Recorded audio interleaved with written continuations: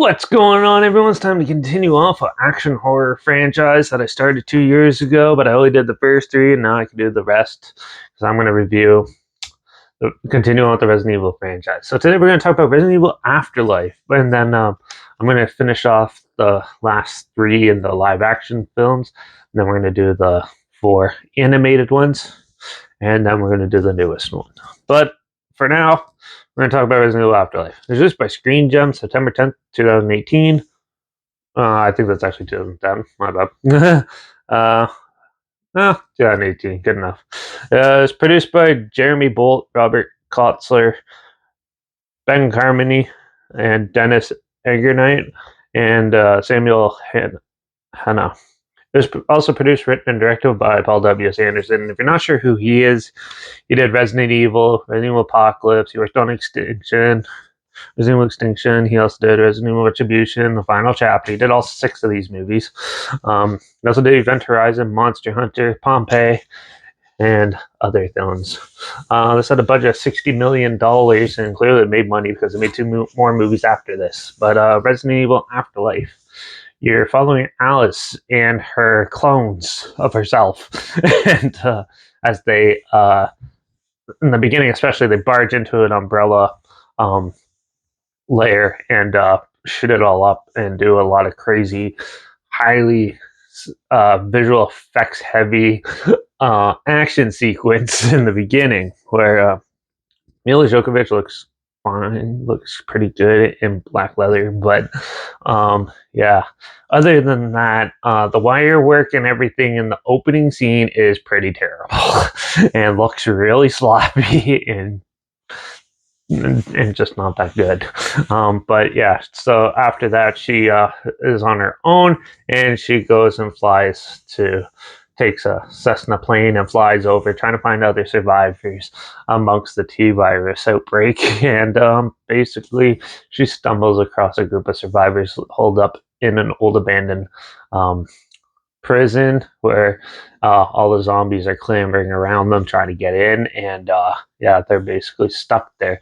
Meanwhile, they all try to work together and try to figure out a way to get to this boat that they think where there's more survivors, and so they hatch a plan and try to work together to get out of the prison that's surrounded by a whole pile of the undead, and go and try to find more survivors.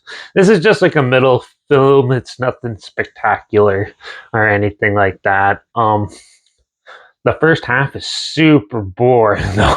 There's not much going on. You hear Alice talk about the past 3 movies and recap them in like 20 minutes, and then you get to the prison, and then it's just you learn about a whole pile of pointless characters that all die, so there's no point of really caring for any of them. And then yeah, they do introduce a good big guy in this, the Juggernaut type looking dude, really massive guy with like a bag sack with nails in his head, and then he has a giant axe and he swings it around, but she kills it off so fast that there's no real point. You don't really get a big like look at that type of deal. It's just an amusing guy for 5-10 minutes and then it's done. Yeah, most of this film is just people running around to pointless things. There is some good zombie attacks and stuff, but not as much as I was hoping for. I kind of wanted to see more attacks and stuff like that, but in this one you get a whole pile of you see the seeding of certain characters for later on in the franchise, but I also boycott that half the time because they do that for a couple of the characters, and a couple of the characters don't come back. Yeah. But so yeah, this seemed to be like a little mismatch in hopes that they can do it. And of course, like there's also like the one thing that's big with this at the end of everyone, why is Umbrella still doing this? Like it's very pointless, but yeah, overall it's pretty dull and not the greatest. To me, this one's probably the worst in the whole series, so I'm gonna give it a 1.5 out of 5. So if you want to see what I'm talking about, I'll link the trailer down below, or if I can find the whole film, I'll link it down below. But also make sure you check out my Instagram, throw a link down below as well. That's where I post video clips of films I'm going to review in the future on my stories. The film time hashtag, something film and a hashtag, so you're aware of it. Also, my Letterbox is down below, JP Reviews. That's where I post my first star review after watching the films. And my Twitter's down below, reviews_Derek. So follow me on those platforms and loop this channel. Like this video, share it to more people where they give it a thumbs up. And also, if you have any films or film franchise and any genre that you want to hear my opinions on in the future, comment those down below. I'll try my best to get to them as soon as I can, and if I can find them. Also, let me know if you want me to do the sequels sooner rather than later. If you want me to get to them as fast as possible, let me know in the comments as well.